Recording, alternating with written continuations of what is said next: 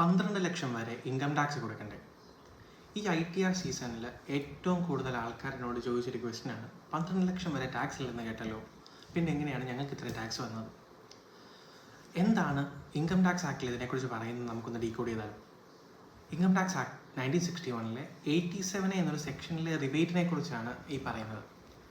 87A സെക്ഷനിൽ എന്താ പറയുന്നത് നോക്കിയാൽ, നിങ്ങളൊരു റെസിഡൻറ്റ് ഇൻഡിവിജ്വൽ ആണ്, നിങ്ങൾ ന്യൂ ടാക്സ് റെജീം ഓപ്റ്റ് ചെയ്ത് റിട്ടേൺ കൊടുക്കുന്ന ആളാണെങ്കിൽ നിങ്ങളുടെ ടാക്സ് കമ്പ്യൂട്ട് ചെയ്യുമ്പോൾ നിങ്ങളുടെ ടോട്ടൽ ഇൻകം 12 ലക്ഷം മുതൽ താഴെയാണെങ്കിൽ അവരൊരു 60,000 രൂപ വരെ മാക്സിമം റിബേറ്റ് തരാമെന്നാണ് പറയുന്നത്.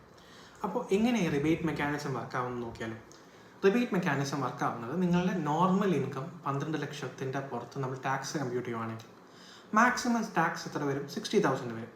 സോ റിബേറ്റ് ഉണ്ട് 60,000. അപ്പോൾ ഈ 60,000 ടാക്സിൽ നിന്ന് 60,000 റിബേറ്റ് കുറയ്ക്കുമ്പോൾ നെറ്റ് ടാക്സ് 0 ആവും. So whereby you don't have to pay any tax. അങ്ങനെ നിങ്ങൾ ടാക്സ് ലയബിലിറ്റി നില്ലാവും. ഇനി എല്ലാ ഇൻകത്തിനും ഇത് അപ്ലൈ ആകുമെന്ന് ചോദിച്ചാൽ ഇല്ല. ചില സ്പെഷ്യൽ റേറ്റ് ഓഫ് ടാക്സ്, ഇപ്പോൾ 112A പോലുള്ള സെക്ഷൻസിൽ ക്യാപിറ്റൽ ഗെയിൻസ്, ഷെയർ ട്രേഡിങ്ങിൻ്റെ ക്യാപിറ്റൽ ഗെയിൻസ് ഒക്കെ പറയുന്ന സ്പെഷ്യൽ റേറ്റ് ഓഫ് ടാക്സേഷൻ പറയുന്ന സെക്ഷൻ ഉണ്ട്. അവിടെയൊക്കെ നിങ്ങൾ ടാക്സ് കമ്പ്യൂട്ട് ചെയ്യുമ്പോഴത്തേക്ക് ഈ റിബേറ്റിൻ്റെ ബെനിഫിറ്റ് കിട്ടത്തില്ല. ഇപ്പോൾ നിങ്ങളുടെ ഇൻകത്തിനകത്ത് അങ്ങനത്തെ ഒരു ഇൻകം ഉണ്ട്, ഷെയർ ട്രേഡിങ്ങിൽ നിന്ന് വരുന്ന ക്യാപിറ്റൽ ഗെയിൻ ഉണ്ടെങ്കിൽ അതിന് നിങ്ങൾ ടാക്സ് കൊടുക്കേണ്ടി വരും, നിങ്ങളുടെ ടോട്ടൽ ഇൻകം 12 താഴെയാണെങ്കിലും. ഇങ്ങനെയുള്ള ടാക്സ് കോൺസെപ്റ്റ്സിനെ ഡീകോഡ് ചെയ്ത് അറിയണമെങ്കിൽ do follow my channel the chartered talks by CA Loshi Abraham. Thank you.